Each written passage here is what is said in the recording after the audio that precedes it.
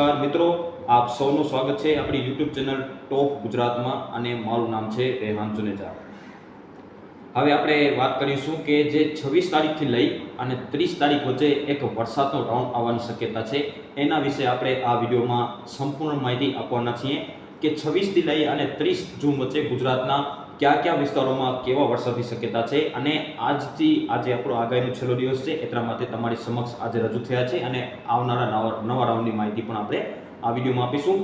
આપણી જે આગાહી હતી 21-22 થી લઈ અને 24-25 તારીખ વચ્ચેના રાઉન્ડની, તો આજે આપણે આપણા જે આગાહીનો છેલ્લો દિવસ છે, તો આજે પણ ગુજરાતના જે પૂર્વ ગુજરાતના ભાગોમાં પાછલા 2-3 દિવસથી મુશળધાર વરસાદ પડી રહ્યો છે। એમાં દક્ષિણ ગુજરાતના ભાગોમાં સુરતમાં 15 ઇંચ સુધીના વરસાદ જોવા મળ્યા છે। સુરતના અમુક વિસ્તારોમાં પાછલા 2 દિવસથી સુરતમાં અતિ ભારે વરસાદ પડી રહ્યો છે, રીતસરનું મેઘતાંડવ જોવા મળી રહ્યો છે। તો આજે કયા વિસ્તારોમાં પૂર્વ ગુજરાતમાં શક્યતા છે, સૌથી પહેલા આપણે એ વિડીયોમાં પહેલા માહિતી આપીશું કે આજે કયા વિસ્તારોમાં શક્યતા છે, પહેલા માહિતી આપી દઈએ। તો આના પહેલા આપણે હું વિનંતી કરીશ કે હજુ સુધી આ ચેનલને સબસ્ક્રાઇબ ન કરી હોય ટોપ ગુજરાતને, તો હવામાનની રેગ્યુલર અપડેટ અને સચોટ અપડેટ મેળવવા માટે આપણી યુટ્યુબ ચેનલ ટોપ ગુજરાતને સબસ્ક્રાઇબ કરી લેજો, સાથે સાથે વિડીયોને લાઈક આપી અને દરેક ગ્રુપમાં શેર કરજો, જેથી અન્ય ખેડૂત પણ આપણી ચેનલ સાથે ખેડૂતભાઈ જોડાયેલા રહે અને અન્ય ખેડૂત પણ આપણી ચેનલ પરથી માહિતી મેળવી શકે।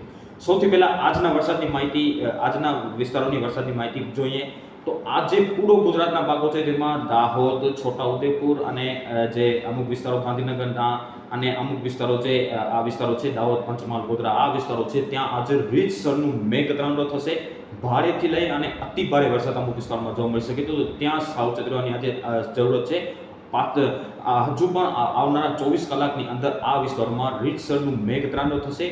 ભારેથી લઈ અને અતિ ભારે વરસાદ જોવા મળી શકે છે। એનું કારણ છે કે એમપીના ભાગો આસપાસ એક સાયક્લોનિક સર્ક્યુલેશન છે અને બીજો એક લો પ્રેશર બની ગયું છે, જે લો પ્રેશર ચક્રવાતી મતલબ કે એક સાયક્લોનિક સર્ક્યુલેશન અથવા લો પ્રેશર બની ગયું છે, જે આવનારા દિવસોમાં આગળ વધશે ને આ ગુજરાતમાં સારામાં સારો લાભ આપે એવી શક્યતા હાલ આપણે લાગી રહી છે। તો એના વિશે તો પાછલા માહિતી આપણે ચર્ચા કરીશું। સૌથી પહેલા આજના વરસાદની માહિતી જોઈએ તો આજે પૂર્વ ગુજરાતમાં દાહોદ, મહીસાગર, ગોધરા, લુણાવાડા અને જે છોટાઉદેપુર જેવા વિસ્તારો છે, ત્યાં ઝાપટાથી માંડી મધ્યમ ભારે અને સીમિત વિસ્તારોમાં અતિ ભારે વરસાદ જોવા મળશે। તો એકલ દોકલ વિસ્તારો એવા પણ હશે જ્યાં આવનારા 24 કલાકની અંદર રીતસરનું મેઘતાંડવ થશે। મેઘતાંડવનો મતલબ છે કે 10-15 ઇંચ સુધીના આંકડા પણ આવી શક્યતા માની રહ્યા છે આપણે, તો ત્યાં થોડું સાવચેત રહેવાની જરૂર છે।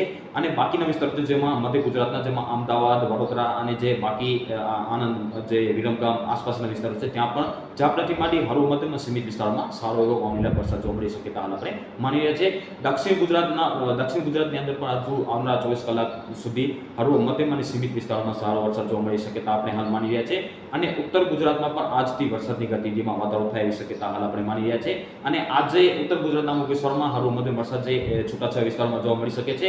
સૌરાષ્ટ્ર કચ્છમાં આજે ઝાપટાના પ્રમાણમાં થોડો વધારો થાય અને છૂટાછવાયા વિસ્તારોમાં હળવા ભારે ઝાપટા છે એ ચાલુ રહેવાના છે અને આવતીકાલથી ઝાપટાના પ્રમાણમાં હજુ વધારો થઈ શક્યતા આપણે માની રહ્યા છે। તો આ હતી આજના વરસાદની માહિતી। સૌથી વધુ શક્યતા મધ્ય પૂર્વ ગુજરાતમાં અને તેની લાગુ દક્ષિણ ગુજરાતના ભાગોમાં રહેલી છે, ત્યાં ઝાપટાથી માંડી સીમિત વિસ્તારોમાં ભારે અતિ ભારે વરસાદ છે જોવા મળી શકે છે। રીતસરનું મેઘતાંડવ એકલ દોકલ વિસ્તારોમાં થાય તો ત્યાં થોડો સાવચેત રહેવાની જરૂરત છે।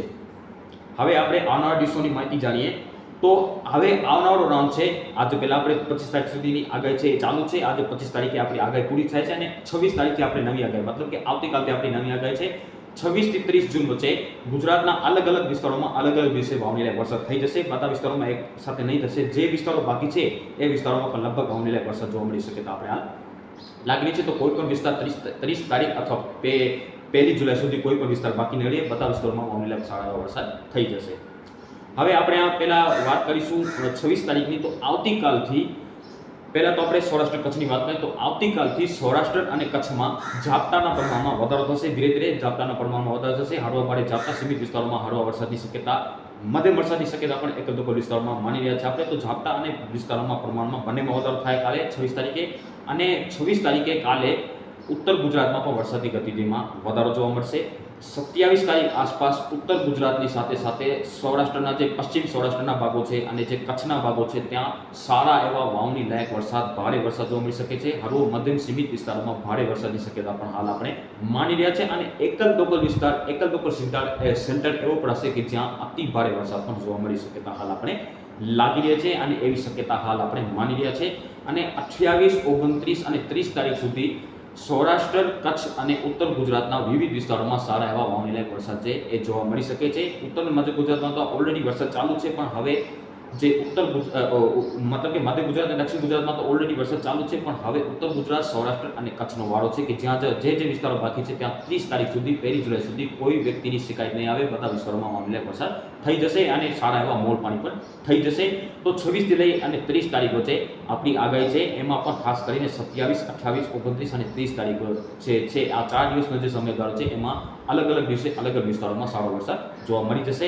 અને કોઈ પણ વિસ્તાર મારા અનુમાન પ્રમાણે બાકાત નહીં, એ એકલ દોકલ વિસ્તારો બાકાત રહી જાય એ વાત અફવાદરૂપ રહેશે. પણ હવે કોઈ પણ વિસ્તાર નહીં છૂટે, બધા વિસ્તારોમાં વાવણી લાયક વરસાદ છે જોવા મળી શકે છે, કારણ કે હવે સમયગાળો નજીક આવી ગયો છે. હવે બધા વિસ્તારોમાં વાવણી લાયક વરસાદ ધીરે ધીરે જોવા મળી શકે હાલ આપણે માની રહ્યા છે.